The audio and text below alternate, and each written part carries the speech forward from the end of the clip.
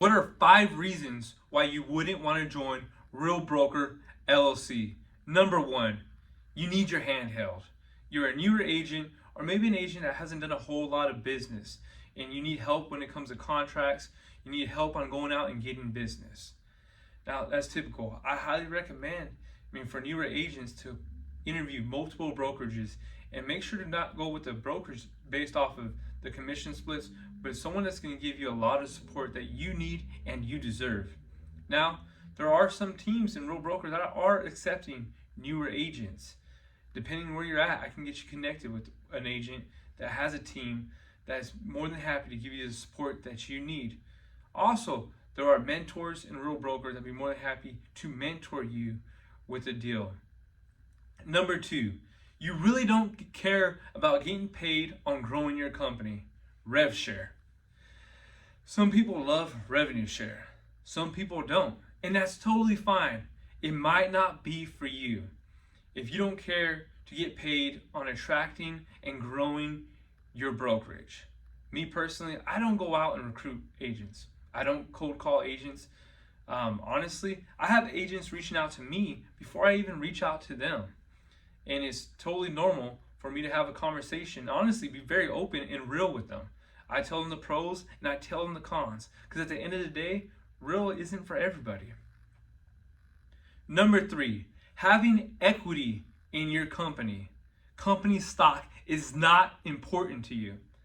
And that's totally fine. Maybe you prefer a company that has a flat fee brokerage and you can take your money and do whatever you please with it. Me personally, I love company stock and equity. I love watching you grow. I love building my stocks and seeing it rise. It's a great feeling. It gives me more sense of ownership in the company.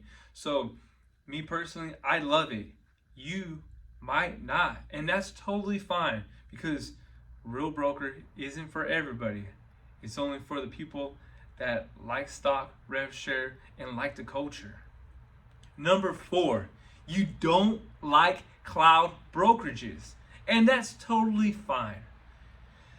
A cloud brokerage isn't for everybody. Maybe you prefer a brick and mortar, and that's totally fine. Me personally, I was so turned off by cloud brokerages when it came early on, because I liked going into the office. I liked prospecting. I liked building and feeding into the office's energy. That was big for me. But I came across a good opportunity, and I actually had my own personal office for some time. But then I realized if I worked from my home office, I'd be saving a lot more time. I have partners that have their own personal offices. They have their own office locations, even being with Real today. So there are ways around that. You can build your own little office, big office, and make it exactly how you want, if you wanted to. Number 5, brand recognition.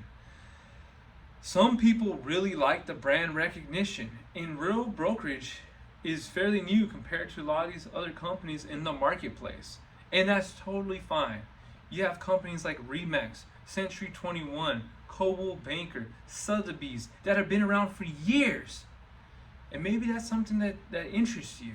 Maybe you feel like that can be a crutch for you on an appointment, and that's totally fine. Because me personally, early on in my career, I like the brand recognition. I like people knowing that I was with a big company.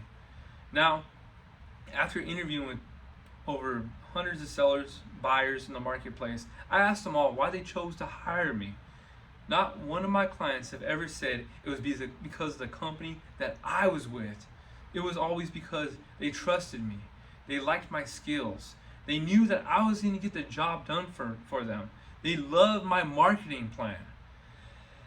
Because at the end of the day, is it the brokerage that sells the property, or is it the individual agent that markets the property and drives traffic to the seller's home, or the buyer's agent that represents the buyers and negotiates on their behalf to make sure that they get the best deal at the end of the day? So that is 5 reasons why you wouldn't want to join Real Brokerage LLC. Now, like I tell everybody, I actually keep it real. You want to know the pros? You want to know the cons? I'll tell you, man. Because at the end of the day, real brokerage is not for everybody. It may not be for you. But if you're curious and it is for you, and you're like-minded like myself, and you like to grow, you like to try new things, and you like equity. Me personally, I love the stocks. It gets me excited watching my portfolio grow every day. I've never had equity in a company before, and I mean it excites me. It makes me want to grow the company. I focus on selling homes. Focus on helping buyers and sellers. And honestly, I have agents like you reach out to me that are curious. And if they make the move, they make the move. But at the end of the day, I believe I'm what's doing best for the individual agent at the end of the day.